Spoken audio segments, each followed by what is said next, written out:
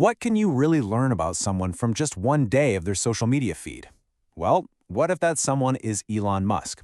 Today, we are doing a deep dive into a single 24-hour period of his activity on X to see what it tells us about his focus, his fears, and the massive conversations he's helping to shape around the world. So, let's jump right in. 55. That's the number. On February 27, 2026, in just one day, Elon Musk made 55 posts. Think about that for a second. That's more than 2 posts every single hour. A constant stream of ideas, replies, and reposts. So what on earth was he talking about? Well, when you break it all down, his day really splits into 3 main buckets. First up, technology, his home turf, focusing on his companies. Next, and this was actually the biggest chunk of his day, politics and culture, where he dove headfirst into some really intense debates. And finally, you have a few miscellaneous odds and ends. Let's dig into each one. Okay, so let's kick things off with technology, the foundation of his whole empire. This is where you really see the optimistic, ambitious engineer come out. The tone here is all about building what's next, and it's relentlessly looking forward. A big part of his day was spent amplifying praise for his companies. For instance, he reposted this, celebrating the work being done at Giga Berlin. By sharing the idea that Tesla and SpaceX are the 2 most exciting companies in the world, he's obviously broadcasting his own pride in what they're doing. And that excitement, it's not just from him. Check this out. This user, using some very colorful language, is just blown away by Tesla's full self-driving. And Musk's reply? Super simple, super confident. It only gets better from here. All right, now let's talk SpaceX. We're looking at some of the huge upgrades for Starship V3. But this isn't just a random laundry list of new parts. You got to think of it more like a giant puzzle. More powerful engines? That means you can lift more stuff. Taller frame? That means more fuel to go farther.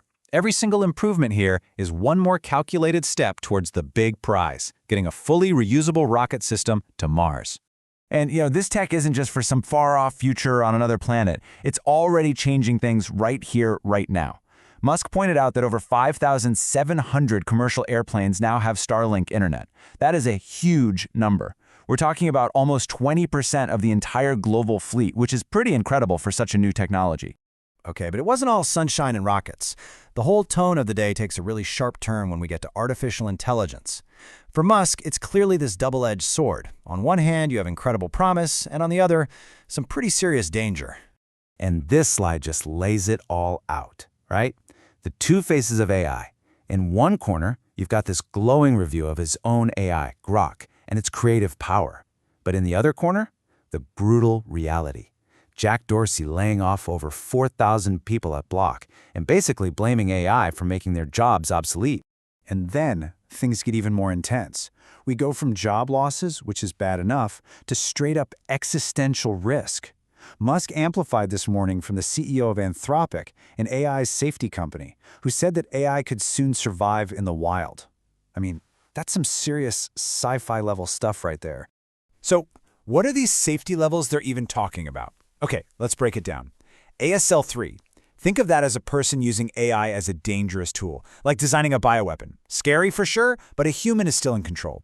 But ASL4? Whoa. That's where the AI itself could become the threat. We're talking about it getting so smart it could give a country an unbeatable military advantage. And it's just one tiny step away from being able to copy itself and spread. This isn't just some academic debate. These are real categories of potential threats. All right, let's shift gears into what was probably the most heated part of his day, politics and culture. And just a heads up, for this part, we're simply going to show you what he shared and how he reacted, plain and simple. So he dives right into this really messy political fight happening in D.C. He poses this question about the Save America Act, which is a bill focused on election reform. So here's the deal with this. The bill is insanely popular. 83% of all Americans and a whopping 95% of Republican voters want it. But it's stuck. A handful of Senate Republicans are blocking it. And this has led to people yelling betrayal, a feeling Musk really hammered home, pointing out this huge gap between what voters want and what politicians are actually doing. And then the day moved into another really sensitive area. Musk reposted this story from a parent, an absolutely wrenching story. They said the school started calling their daughter by a male name and that they were essentially threatened that if they didn't go along with it, Child Protective Services might take their child away. And Musk's reaction was, wow, no holding back. He called what the school allegedly did evil and then added that the same thing happened to a friend of his. So he's not just sharing a link here, he's putting his own very strong personal stamp on it. Crime was another big theme that kept popping up all day. Specifically, he was highlighting reports that link rising crime to migrant communities in places like Europe and Australia.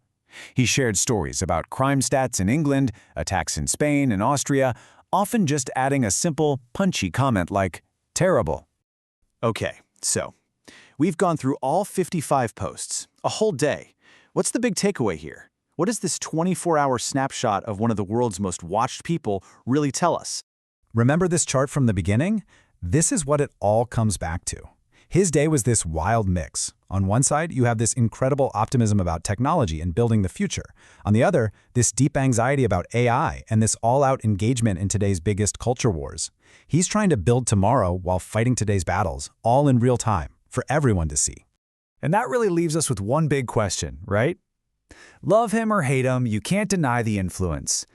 When one person's social media feed can set the agenda for the entire global conversation, what does that actually mean for the rest of us and for the future of information? It's something to think about.